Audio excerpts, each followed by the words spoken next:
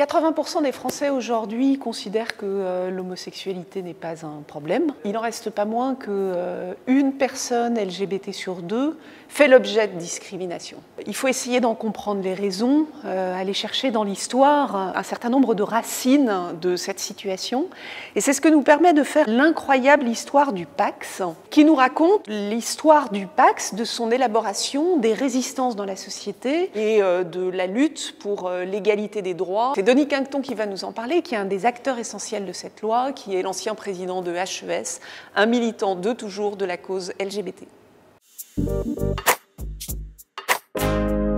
Le Pacs est né de l'urgence du sida à une époque où il y avait fort peu de médicaments et de soins et de couples qui se trouvaient dans des situations dramatiques, enfin de couples, de conjoints survivants, de compagnons survivants qui se trouvaient dans des situations dramatiques par rapport à des belles familles qui n'étaient pas si belles que ça. Et donc il fallait trouver rapidement un statut pour les couples de personnes de même sexe. Pour concevoir ce statut, les militants associatifs qui se sont mis au travail se sont fondés sur la tradition révolutionnaire, c'est-à-dire les citoyens sont égaux devant la loi, et c'est ça qui a présidé à la création de ce statut ouvert à tous les couples. Finalement, il était en avance sur le mariage pour tous de 15 ans. C'est un statut que nos concitoyens se sont appropriés pleinement.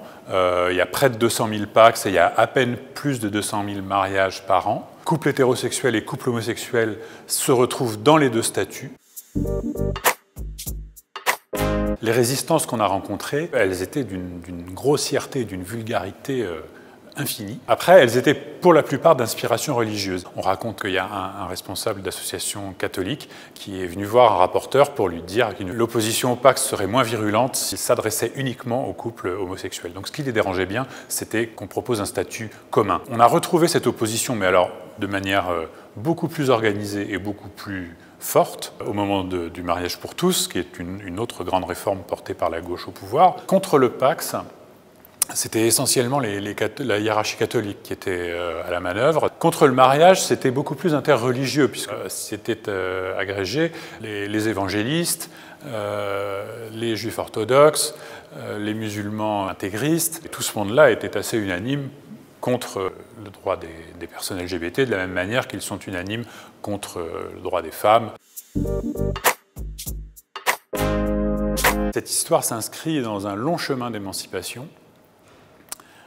qui a connu quelques revers sous le gouvernement de Vichy, mais assez tôt en France, l'homosexualité était dépénalisée, contrairement à beaucoup d'autres pays européens. Et après, c'est la gauche, à partir de 1981, qui a repris ce chemin. Et la société a, en 40 ans, énormément évolué.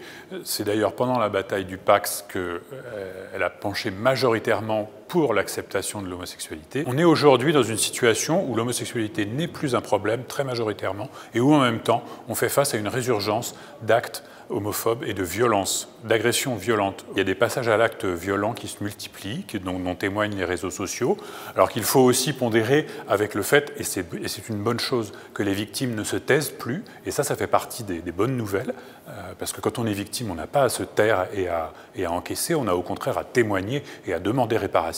Mais ce défi-là, il est clairement devant nous, donc là, c'est maintenant qu'il faut travailler dessus, quoi.